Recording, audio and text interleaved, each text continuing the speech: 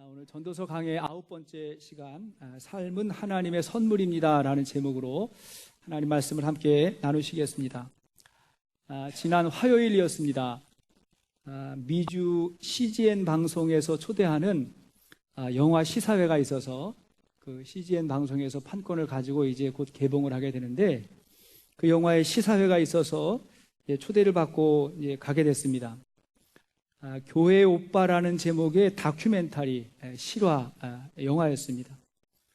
교회에서 만난 오빠를 좋아하는 멜로 영화가 아니에요. 아내가 남편을 오빠라고 이렇게 늘 불렀어요. 오빠라고 불렀고, 그 남편은 결혼 전부터 교회 자매들이 아주 좋아하는 스타일의 형제였습니다. 그런 사람들 교회 오빠라고 이렇게 부르잖아요. 또 대학도 잘 나오고 또 좋은 직장 갖고 아주 신실한 신앙인을 말하는 것입니다. 그러다가 30대 후반에 첫째 아이를 낳고 아내가 산후조리원에서 나오던 날 이 남편이 대장암 사기 진단을 받습니다. 사기 판단을 받아요. 그 충격에 그의 어머니가 자살을 합니다. 아마도 좀 우울증이 있었던 것 같아요. 어머니가 갑자기 죽게 됩니다. 남편이 수술 후 1차 항암 치료가 끝났을 때 아내가 림프암 판정을 받아요.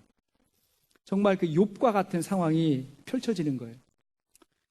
도저히 이해하기 어려운 이 기가 막힌 상황이 펼쳐지게 되었는데, 남편 이관희 집사와 그 아내가 보여준 신앙의 모습은 감동을 넘어서 정말 충격적이었습니다. 그의 아내가 이렇게 이야기를 해요. 지난 2년이란 시간이 정말 우리에게는 치열했고 하루하루가 얼마나 소중한지 깨달아왔잖아. 남편이 말합니다. 지금은 하루하루 눈 뜰 때마다 아내가 호흡하고 있음에 감사하고, 잠자리에 들 때는 오늘 하루를 또 하나님의 은혜 가운데 살아낸 것이 감사하고, 우리 부부에게 하나님께서 원하는 사명은 무엇일까? 그 사명을 잘 감당하고 맞이하는 죽음이라면 적어도 내 인생에 후회는 없을 것 같아. 이런 이야기를 해요. 때로는 아주 인간적이게 솔직하게 이러한 고백도 합니다. 혹시 말이야, 우리가 시간을 되돌릴 수만 있다면 다시 결혼식 때의 그 순간으로 돌아가고 싶어. 왜 마음껏 사랑한다고 말하지 못했는지, 왜 마음껏 사랑하고 살지 못했는지, 그게 정말 후회가 돼. 이렇게 말했어요. 이 두 부부는 고난 앞에 서지 않고 예수님 앞에 서서 삶과 죽음의 문제를 받아들이고 있었습니다. 그러면서 정말 내가 죽고 예수님이 사는 삶을 실제로 살아내고 있었습니다. 영화를 보고 너무 가슴이 벅차서 누군가에게 이야기를 하고 싶어요. 그래서 이제 차를 타고 교회로 오면서 아내에게 전화를 했습니다. 아내의 목소리를 듣는 순간 참았던 울음이 터져 나왔어요. 우리 아내는 영문도 잘 모르고 당황한 거죠. 제가 처음 한 말이 뭐냐면, 우리 감사만 하고 살자. 우리 세상 일로는 불평하지 말자. 그리고 오늘도 살아있음에 정말 감사하자. 그렇게 이야기했어요. 그리고 그날 이제 교회에 와서 본당에 먼저 들어와서 기도하며 울었어요. 눈물이 나더라고요. 아니, 이번 주 새벽 기도 시간 내내 기도하면서 울었어요. 그리고 오늘 설교의 제목을 받게 됐는데, 삶은 하나님의 선물이라는 거예요. 하나님께 허락하신 하루하루의 선물이었습니다.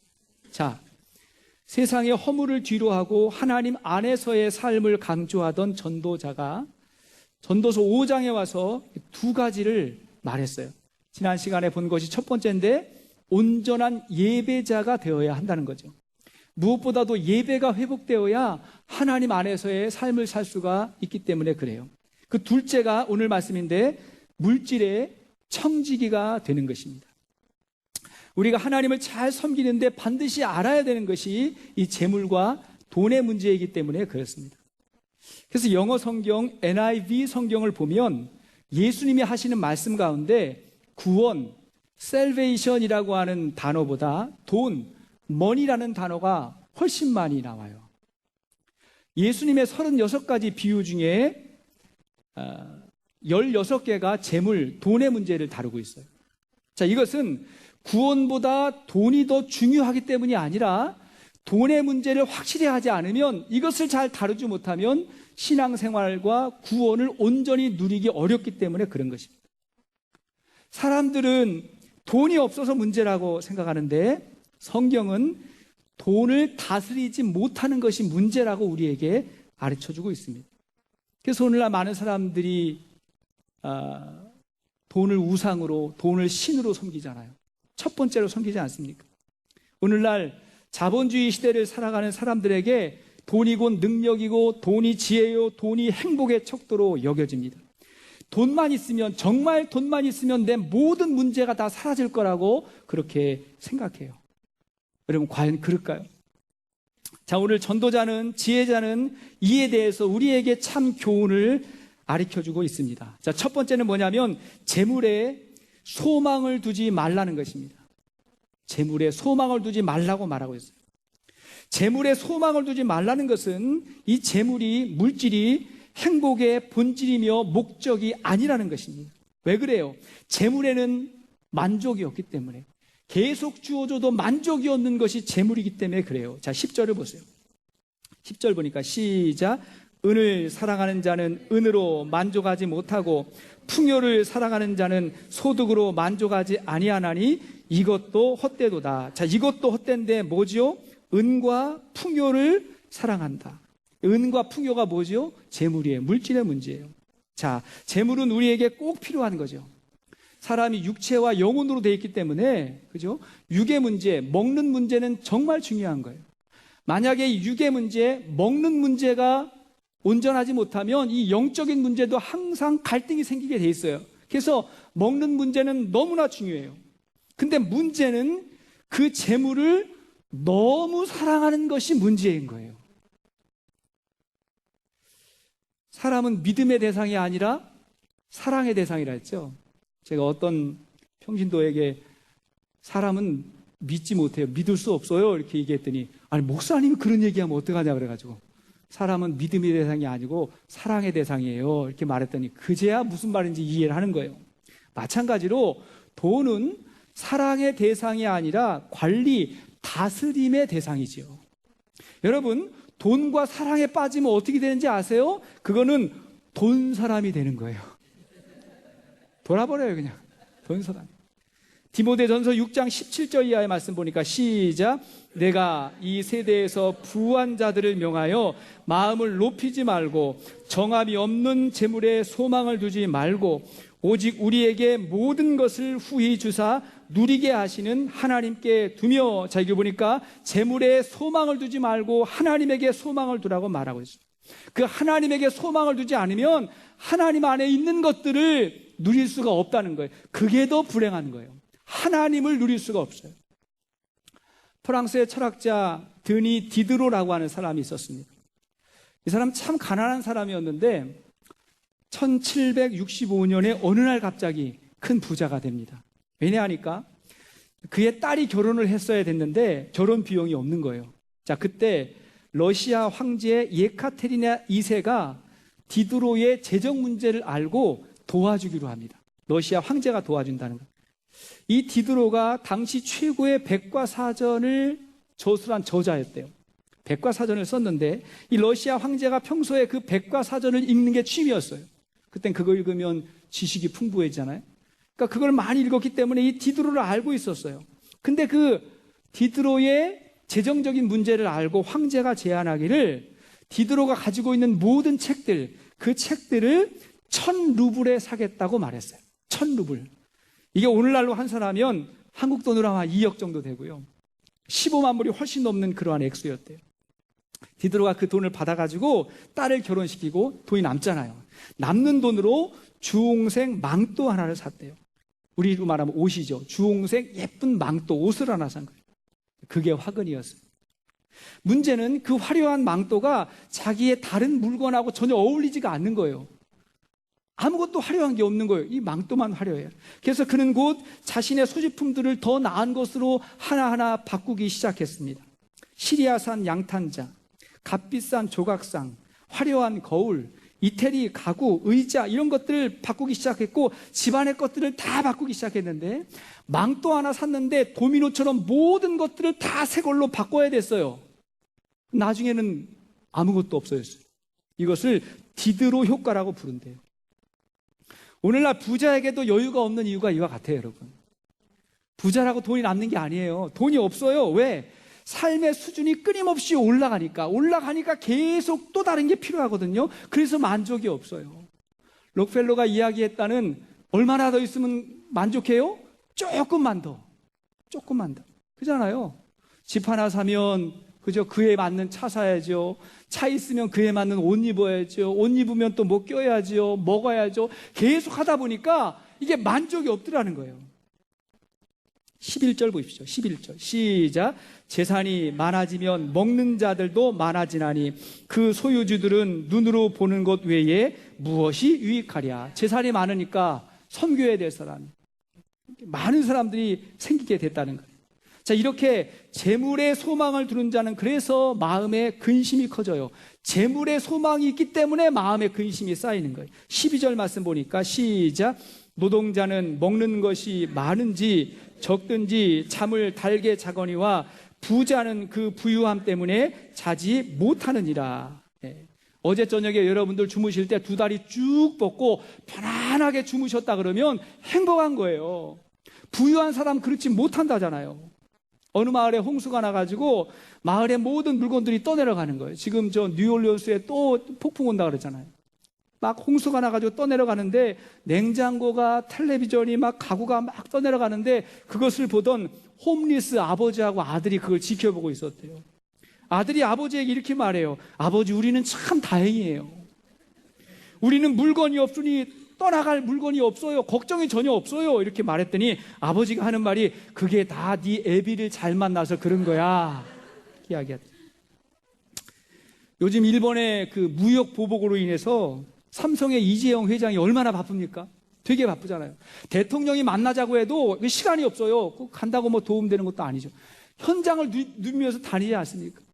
그 밑에 얼마나 많은 직원들이 있어요. 근데 그 직원들보다 누가 더 걱정이 많죠? 부유한 사람들이 더 걱정이 많아요. 너무나 걱정이 많아요. 디모데전서 6장 10절 이하의 말씀 보니까 시작. 돈을 사랑함이 일만 악의 뿌리가 되나니 이것을 탐내는 자들은 미혹을 받아 믿음에서 떠나 많은 근심으로써 자기를 찔렀도다. 여기 보니까 돈이 우리에게 필요하지만 그러나 사랑하면 그 돈을 사랑해서 돈 사람이 되면 그게 악의 뿌리가 된대요. 그래서 믿음을 떠나서 어디로 가요? 근심으로 자기를 찔렀도다. 마음에 근심이 찾아온다. 그래서 이 재물을 잘 관리하지 못하면 우리에게 해로운 일도 생겨요. 13절 말씀 보세요. 13절 시작. 내가 해 아래에서 큰 폐단되는 일이 있는 것을 보았나니 그 소유주가 재물을 자기에게 해가 되도록 소유하는 것이라. 소유주가 재물을 해가 되도록 소유할 때가 있다는 거예요. 재물이 없었으면 생기지 않을 일이 재물로 인해서 생겨나는 일이 얼마나 많습니까?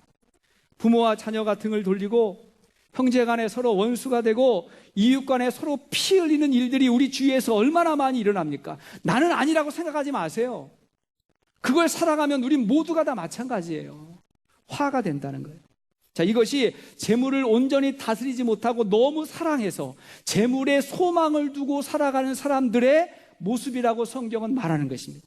자, 그런가 하면 두 번째, 우리는 재물에 소망을 두기 전에 재물의 주권이 하나님에게 있다는 것을 알아야 됩니다. 재물의 소유권이 하나님에게 있다는 것을 우리는 믿습니다. 창세기 1장 1절에 뭐라 그랬죠? 태초에 하나님이 천지를 창조하시니라. 이게 성경 첫 번째 구절이에요. 태초에 하나님이 천지를 창조하셨다. 자, 우리가 이 말씀을 믿는다면, 정말 성경을 믿는다면 이 세상 모든 것은 다 하나님의 것입니다. 우리 하나님께서 인간을 위해서 해도 달도 별도 나무도 꽃들도 구름도 아까 찬양했잖아요. 다 모든 것이 다 하나님이 주신 것이고 그것들을 보면서 우리는 기뻐하고 그것을 주신 이에게 감사할 수 있는 거예요. 그것을 주신 이에게 감사하라. 시편에 그런 고백이 얼마나 많이 나옵니까? 하나님에게 감사하라. 우리 집에 어항이 하나 있는데요. 아이들이 자꾸 졸라가지고 자기들이 하여튼 사다만 주면 관리할 거라고 그렇게 이야기해서 제가 또 속는 셈 치고 또 하나 또 샀어요. 사가지고 좀 오래됐죠. 근데 어항을 하나 갖다 놓으면 이게 돌볼 게 얼마나 많습니까? 이제 모래 새 걸로 해야죠. 그 위에 자갈 깔아야죠. 돌멩이 놔야죠. 물방울 뽀글뽀글뽀글하게 해야죠. 그 다음에 온도 맞춰야죠. 때 되면 갈아줘야죠. 밥 줘야죠. 얘들 하나도 안 해요. 하나도. 누가 다 해요? 요즘엔 저도 안 해요. 저도 완전하지 않기 때문에 저도 안 하거든요. 근데 그 안에 살고 있는 물고기는요, 하는 게 아무것도 없어요. 누리기만 하면 되는 거예요. 다 제가 해줬어요. 우리가 이 땅을 살아가면서 이 모든 것이 다 하나님 주신 거예요. 우리가 뭘 했습니까? 이 안에서 감사하며 살고 있는 거죠. 이게 우리의 신앙의 고백 아닙니까? 15절 16절 말씀 보세요. 15절 16절 시작. 그가 모태에서 벌거벗고 나왔은즉 그가 나온 대로 돌아가고 수고하여 얻은 것을 아무것도 자기 손에 가지고 가지 못하리니 이것도 큰 불행이라. 어떻게 왔든지 그대로 가리니 바람을 잡는 수고가 그에게서 무엇이 유익하랴. 이 뭐라 그래요? 그가 모태에서 벌거벗고 나왔다. 아무것도 가지고 나온 게 없어요. 그 모습 그대로 돌아간다는 거죠. 16절 말씀 보니까 바람을 잡는 수고가 그에게 무엇이 유익하랴. 잡으려고 해도 못 잡는 게 있다는 거예요. 그게 뭐죠? 우리의 목숨이에요. 우리에게 주어진 재물이에요. 이걸 잡으려고 하는 게 바람을 잡는 것 같다고 그렇게 이야기해요. 여러분, 우리의 목숨 이게 내 겁니까? 우리의 생명이 내 겁니까? 내 거 아니죠. 언제 알아요? 죽을 때 아는 거예요. 내 거라면 우리는 절대 안 죽어요. 내 것이 아니니까 나중에 반납하는 거예요. 렌트해서 쓰고 있는 거죠. 나중에 때가 되면 다 반납해야 돼요. 물질도 내 것이 아니기에 우리는 내려놓을 수밖에 없다는 것이죠. 자, 이것을 인정하며 살았던 두 사람이 성경에 있어요. 자, 한 사람은 욥입니다. 욥이에요.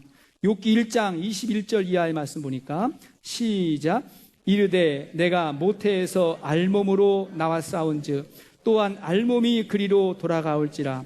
주시니도 여호와시요 거두시니도 여호와시오니 여호와의 이름이 찬송을 받으실지이다 하고. 욥의 고백이죠. 그가 자기의 모든 소유를 다 잃어버린 후에도 하나님이 주셨다가 하나님이 가져가셔서 저는 불평하지 않습니다. 이렇게 이야기하는 것이죠. 역시 같은 고백을 누가 하죠? 다윗이 똑같은 고백을 해요. 자, 역대상 29장 11절 이하의 말씀 찬찬히 읽어보세요. 시작. 여호와여 위대하심과 권능과 영광과 승리와 위엄이 다 주께 속하여 싸우니 천지에 있는 것이 다 주의 것이로소이다. 여호와여 주권도 주께 속하여 싸우니 주는 높으사 만물의 머리이심이니이다. 부와 귀가 주께로 말미암고 또 주는 만물의 주제가 되사 손에 권세와 능력이 있사오니 모든 사람을 크게 하심과 강하게 하심이 주의 손에 있나이다. 우리 하나님이여 이제 우리가 주께 감사하며 주의 영화로운 이름을 찬양하나이다. 아멘. 다윗의 고백이잖아요. 욥하고 똑같은 고백을 하는 거예요. 차이점이 있다면 욥은 자기의 모든 것을 다 잃어버렸을 때의 고백이었고, 다윗은 가장 높을 때, 인생의 가장 황금기 때에 그때 그 모든 것이 다 하나님의 것이라고 그렇게 고백하는 것입니다. 우리는 부유했을 때나 혹 가난했을 때에도 변함없이 하나님이 내 생명과 소유의 주권자라는 믿음으로 살아야 되지요. 그래야 물질의 지배를 받지 아니하고 물질을 주신 하나님에게 감사하며 우리가 살 수가 있는 것입니다. 최근에 있던 일이에요. 새가족반을 마친 성도님 한 분이 저에게 이렇게 물었어요. 목사님, 11조 생활을 해야 복을 받지요? 이렇게 묻는 거예요. 그래가지고 제가 헌금 설교를 너무 안 하니까 초신자가 이런 질문을 다 하네 생각을 해가지고 제가 대답을 해드렸어요. 이렇게 이야기했어요. 11조 생활을 해야 복을 받는 것이 아니라 하나님의 복을 받은 사람이 11조 생활을 하는 것입니다. 우리가 하나님에게 받은 복은 예수를 믿고 하나님의 자녀가 된 복이고 예수께서 내 인생의 주인이 되어주신 복입니다. 이런 복을 받은 분들이 자연스럽게 드리는 것이 11조예요. 제가 이렇게 이야기를 해드렸어요. 자, 이 정신이 얼마나 중요합니까? 자, 이러한 10의 1조의 정신을 가지신 분들은 10의 1만이 아니라 나머지 9도 다 하나님의 것이라고 하는 신앙의 고백을 가지고 살잖아요. 그죠? 요것만 드리고 나머지는 다 내 거니까 흥청망청하고 어디가 도박하고, 그죠? 부어라 마셔라 하고 그렇게 사는 거 아니잖아요. 이걸 드렸지만 더 중요한 건 나머지, 이 나머지도 하나님의 뜻에 맞는 절제와, 그죠? 관리를 하면서 살 수 있는 것이 온전한 10의 1조의 지혜인 것입니다. 자, 그렇게 살면 신앙의 문제뿐만이 아니라 경제적인 문제도 잘 해결해 나가는 모습을 우리는 너무나 많이 보게 되죠. 이것이 물질에 대한 성도의 바른 자세인 것입니다. 자, 세 번째, 하나님의 주권을 믿는다면 우리는 하나님의 선물을 누리며 기뻐할 수 있어요. 하나님의 주권을 믿기 때문에 비로소 누리고 즐거워해요. 18절을 보십시오. 18절 보니까 시작.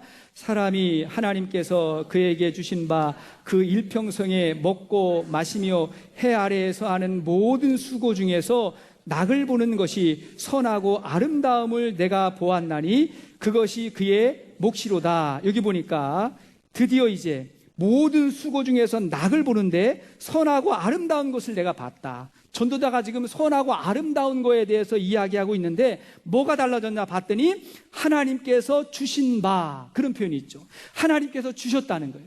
하나님께서 주시고 나니까 그걸 인정하니까 모든 것이 선하고 아름다움을 내가 보았다고 말해요. 19절도 보십시오. 19절 시작. 또한 어떤 사람에게든지 하나님이 재물과 부요를 그에게 주사 능히 누리게 하시며 제 몫을 받아 수고함으로 즐거워하게 하신 것은 하나님의 선물이니라. 여기 보니까 하나님이 재물과 부요를 그에게 주사 어떻게 했다고요? 누리게 하셨대요. 즐겁게 하셨대요. 재물과 부요를 누리래요. 근데 여기서도 중요한 게 뭐죠? 뭐가 달라졌죠? 하나님이 그에게 주사. 누가 줬다는 거예요? 하나님이 주셨다는 것을 알고 누리라는 거예요. 알고 기뻐하라는 거예요. 그래서 하나님의 선물이라는 거예요. 인생은 하나님의 선물입니다. 삶 자체가 하나님 허락하신 선물이에요. 이 교회 오빠의 영화 이관희 집사님의 고백 중에 이러한 고백이 있어요. 그 교회 목장 나눔, 그죠? 소그룹 나눔에서 이렇게 고백을 하는 거예요. 자신이 투병 생활을 하면서 삶을 플러스와 마이너스로 계산해 본다는 거예요. 자기는 공대생이기 때문에 항상 대차 대조표를 플러스 마이너스를 비교해서 이제 계산을 한다는 거예요. 그래가지고 내가 하나님께 받은 거 이쪽에 플러스, 받은 거 다 이쪽에 한번 계산해보고 나에게 없는 거 이쪽에 다 이렇게 계산을 해가지고 딱 두 가지를 비교해 보니까 언제나 내 인생은 플러스라고 말해요. 그러면서 하는 말이 오늘 죽어도 하나님 앞에 감사하다고 고백하는 거예요. 난 플러스 인생이라는 거예요. 하나님께 받은 게 더 많다는 거예요. 여러분 한번 계산해 보세요. 여러분들이 지금 이 자리에 계시다 그러면 다 플러스 인생 아니에요, 여러분? 받은 게 많아요. 그래서 지금 이 자리에 있는 거지요. 어느 군대에서 있었던 이야기예요. 그날 저녁 식사로 돈가스가 나왔어요. 특식이 나온 거죠. 돈가스가 나오니까 병사들이 막 기분 좋아가지고 줄을 서서 가지고 기다리는데 웅성거리는 소리가 났어요. 알고 보니까 돈가스를 1인당 2개씩 준다는 거예요. 너무 좋아가지고 신이 났어요. 표정이 밝아요. 그런데 곧 돈가스 소스가 없다는 이야기에 모두가 다 좌절했어요. 돈가스 2개는 있는데 소스가 오늘 없다는 거예요. 군대 가면 이렇게 단순해지거든요. 아무것도 아닌 거가 좋아했다가 막 실망했다 막 그래요. 부식을 담당하는 병사가 실수로 돈가스 한 상자하고 소스 한 상자 이렇게 2개를 가져와야 되는데 돈가스 2상자만 가져오고 소스를 안 가져왔다는 거예요. 그래가지고 막 이 사실을 알고 병사들이 막 불평을 하고 있어요. 어떻게 소스 없이 돈가스만 먹을 수 있냐 하고 막 불평을 하는데 이때 예언자와 같은 선임 병사가 딱 와가지고 다들 불평 그만하자. 우리 불평하지 말자. 그러면서 이렇게 이야기한 거예요. 분명히 다른 부대에는 돈가스 없이 소스만 2인분 먹고 있을 거야. 그런 거예요. 계산 한번 하자는 거예요. 따져보자는 거예요. 뭐가 난가. 따져보는 거죠. 여러분 한번 생각해 보세요. 미국에 아무나 올 수 있어요? 전 세계에서 미국에 오고 싶어가지고 너무나 기다리는 사람이 얼마나 많습니까? 우리도 처음에 올 때 그랬잖아요. 우리 미국 생활하고 있어요. 우리가 얼마나 대단한지 알아요? 한국에서 젊은이들이 1년이 아니죠. 한 달 내내 열심히 일해가지고 번 그 한 달 수입을 우리는 그냥 한 달 렌트비로 내버려요. 그러고 우리가 살고 있다고요. 남는 거 가지고. 얼마나 대단한 사람들입니까? 그래 다 살잖아요, 우리가. 계산해 보자는 거예요. 감사할 게 너무나 많아요. 베드로전서 2장 9절 이하의 말씀 보니까 시작. 그러나 너희는 택하신 족속이요 왕같은 제사장들이요 거룩한 나라요 그의 소유가 된 백성이니 이는 너희를 어두운 데서 불러내어 그의 기이한 빛에 들어가게 하시니에 아름다운 덕을 선포하게 하려 하심이라. 너희가 전에는 백성이 아니더니 이제는 하나님의 백성이요 전에는 긍휼을 얻지 못하였더니 이제는 긍휼을 얻은 자라. 아멘. 하나님이 우리에게 구원도 주시고 우리 인생의 발걸음과 그분이 발걸음에 함께 하시는데 주신 것을 누리지 못하는 건 믿음이 없는 거예요. 믿음이 없으니까 누리지 못하는 거죠. 세상은 절대로 우리에게 만족하지 말라 그래요. 만족하지 말라고. 당신이 행복하려면 더 많은 수입, 더 큰 권력, 더 좋은 상품이 있어야 된다고. 아직은 만족하면 안 된다고. 그래서 수많은 광고들이 우리를 유혹하잖아요. 광고가 뭐예요? 넌 지금 만족하지 않으니까 이거 있어야 행복할 거야. 그런 거 아니에요? 그러니까 이렇게 광고해요. 돈이 없어도 괜찮습니다. 지금 사고 나중에 후불로 지급하세요. 하나 사면 하나 공짜입니다. 지금 반액 세일입니다. 이렇게 이제 이야기하는 거죠. 물론 필요하면 구입해야죠. 필요하면 구입해야죠. 이것도 하나 사고 하나 공짜로. 필요하면 사야죠. 그러나 성경은 우리에게 자족을 말해요. 자족은 체념이 아니라 만족이에요. 그리고 그 만족의 뿌리는 하나님과의 관계에 있고 하나님의 선하심을 믿는 것입니다. 그 하나님 안에서 만족하는 거예요. 빌립보 4장 11절 이하의 말씀 보니까 시작. 내가 궁핍함으로 말하는 것이 아니니라. 어떠한 형편에든지 나는 자족하기를 배웠노니. 그 다음 보세요. 내게 능력 주시는 자 안에서 내가 모든 것을 할 수 있느니라. 내가 모든 것을 예수 안에서 하려면 먼저 뭘 알아야 돼요? 자족하는 마음을 배워야 돼요. 그걸 배워야 돼요. 우리는 내가 가진 것으로만 만족하는 것이 아니라 그리스도 예수 안에서 하나님의 살아계심과 선하심을 믿기 때문에 그분 안에서 만족하는 거예요. 다윗도 그렇게 고백했잖아요. 다윗이 어떻게 고백했죠? 시편 23편이에요. 여호와는 나의 목자시니 내게 부족함이 없으리로다. 그는요 하나님 안에서 그분의 선하심을 믿고 만족한 거예요. 기뻐한 거예요. 이런 삶 가운데 그가 내가 능력 주시는 자 안에서 내가 모든 것을 할 수 있다는 그 삶을 나타낸 것입니다. 승리한 것이죠. 말씀의 결론을 맺겠습니다. 결국 우리의 모든 삶은 은사예요. 우리의 모든 재물은 은사예요. 은사가 뭐죠? 하나님이 주신 선물이에요. 하나님이 사용하라고 주신 선물이에요. 근데 그 선물이 은사라는 건 뭐냐면 나만을 위해서 누리는 것이 아니라 잘 사용하라는 거예요. 잘 사용해요. 그럼 기독교의 영성이 뭐지요? 기독교의 영성은 다른 사람의 빵을 위해서 사는 것이 기독교의 영성이에요. 다른 사람의 빵을, 다시 말하면 나를 위한 빵은 일상이 되는 것이고 일상도 안 되면 안 되죠. 그렇죠? 나를 위한 삶은 일상이 되는 것이고 다른 사람을 위한 빵은 경건이 되는 거예요. 점점점 경건한 삶을 산다는 것은 다른 사람을 위해서 그의 빵을 위해서 섬기고 희생하는 그런 아름다운 삶을 우리는 은사다. 그것이 우리의 삶의 목표라고 그렇게 말하는 것입니다. 디모데전서 6장 18절 이하의 말씀 보세요. 시작. 선을 행하고 선한 사업을 많이 하고 나누어 주기를 좋아하며 너그러운 자가 되게 하라. 이것이 장래에 자기를 위하여 좋은 터를 쌓아 참된 생명을 취하는 것이라. 선을 행하고 나누어 주기를 좋아하라. 이것이 결국은 너를 위한 생명이 될 거라고 이야기했어요. 18세기 영국 사회를 변화시켰던 존 웨슬리의 유명한 헌금 설교가 있어요. 3대지 설교예요. 3가지. 여러분 제가 아는 3대지 설교는 유명한 설교예요, 여러분. 3가지. 첫째, 이렇게 이야기했어요. 할 수 있는 한 많이 벌어라. 많이 벌어라. 우리 하나님은요, 일하지 않는 자는 먹지도 말라 그랬거든요. 그러니까 할 수 있는 한 많이 벌어라, 이렇게 이야기했어요. 두 번째, 할 수 있는 한 많이 저축하라 그랬어요. 내 수입이 다 내 것이라고 생각하지 말고 하나님을 위해서 저축하라 그랬어요. 세 번째, 그리고 할 수 있는 한 많이 주어라, 베풀어라 그랬습니다. 결국은 나눔과 섬김이 우리 삶의 최종 목적이라고 말했어요. 오늘 말씀 그대로 아니에요, 여러분? 그대로. 물질에 행복의 소망을 두지 아니하고 오히려 물질의 주권이 하나님에게 있음을 인정하고 주신 것으로 감사하고 열심히 일해서 나도 누리고 그리고 더 많이 세상을 섬길 수 있는 그런 교회, 교회는 저와 여러분들을 말하는 거예요.